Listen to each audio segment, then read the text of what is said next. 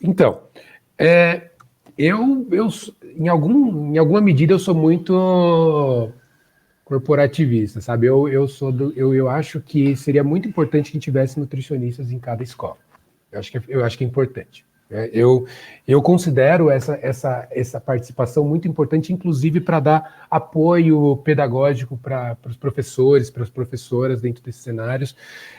Eu lembro de uma reunião muito legal com profissionais de educação, que elas falaram assim, todas as áreas, todas querem que a escola faça alguma coisa, porque todo mundo reconhece a escola como um espaço estratégico, para tudo, porque a gente está pensando em formação de cidadãs, sabe? Então, é um espaço muito estratégico para isso. Só que, por outro lado, a gente tem uma demanda muito grande desses professores que são mal remunerados e pessimamente reconhecidos.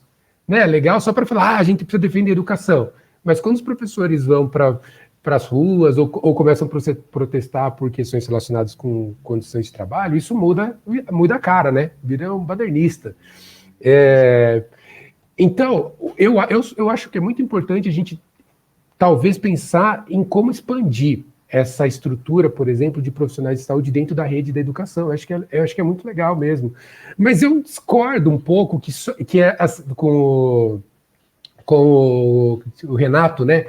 Renato, eu discordo um pouco de você, porque eu acho que o PNAE ele é lindo mesmo, né? Não só não só na teoria, no papel, eu acho que ele é lindo mesmo na prática, porque ele alimenta muito. Ele é responsável por alimentar algumas milhões de crianças todos os dias, né? Assim, especialmente antes da pandemia, né? Alimentar milhões de crianças com alimentos saudáveis, dos espaços que eles conseguem com alimentação vindo da agricultura familiar. Então, tem uma intersecção com segurança alimentar que nenhum outro programa atua dessa maneira, de uma maneira tão integrada. Então, eu discordo um pouco com você, nesse sentido de que ele, na prática, não existe. Eu acho que ele existe e ele é fantástico. Eu sou fã do PNAE, especialmente porque ele não é só alimentação, é alimentação e a parte de educação também. Claro, e dá para melhorar? Com toda certeza, não tem a menor dúvida. Eu acho que as equipes precisam ser fortalecidas, a estrutura,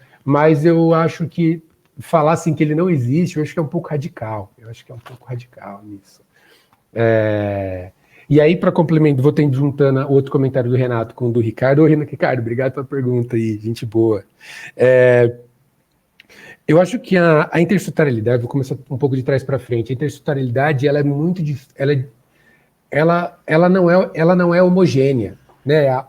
Quando a gente fala em intersetorialidade, cada cenário tem uma conformação diferente. Então, quando a gente pensa em municípios de pequeno porte, a integração entre secretarias de saúde, educação, proteção, assistência social e qualquer outro tipo tem uma conformação. Quando a gente vai, por exemplo, para capitais, essa articulação é diferente, porque existem forças políticas atuando de diferentes maneiras, né? Eu acho que o papel, às vezes, do corpo técnico que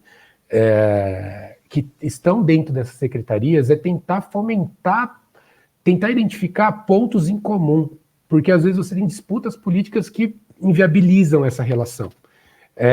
Então, eu acho que é importante a gente tentar encontrar pontos em comum que esses diferentes atores eles podem atuar e reconhecendo, né, o problema que está sendo levantado. Eu acho que existe uma tentativa muito grande de intersetorialidade dentro das políticas públicas de saúde, especialmente intercalado com o setor da educação. Então, a gente tem o PSE como um expoente, assim, mas também acho que a gente tem com o MDS, né, ou com cidadania, existe essa interface, especialmente, por exemplo, quando a gente pensa nas condicionalidades do Bolsa Família, né, do acompanhamento do estado nutricional. Então, eu acho que existe. Qual que é o problema? Eu acho que ela meio que se limita nesse ponto. Tem poucas interfaces, por exemplo, exceto, por exemplo, o PNAE, que trabalha um pouco mais com a perspectiva de segurança alimentar, direito humano, alimentação e nutrição adequadas, que trabalha nos sistemas de produção, da compra institucional. Então, acho que tem algumas outras...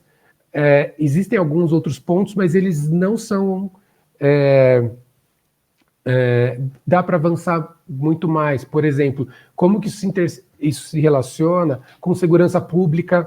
Como que você espera que uma criança faça atividade física, por exemplo, num lugar que a taxa de violência é muito grande, que não tem iluminação pública, que a praça, dependendo do lugar, fica um breu e ninguém, que criança vai brincar num lugar desse, com um pouco mais à tarde? Um lugar que não é protegido, que é grandes avenidas e não tem uma praça para as crianças poderem se reunir para brincar, sabe? Então, eu acho que a gente precisa pensar em infraestrutura. E aí, essa hora, eu acho que as coisas, elas se distanciam mais do que a gente gostaria que acontecesse na implementação dessas ações.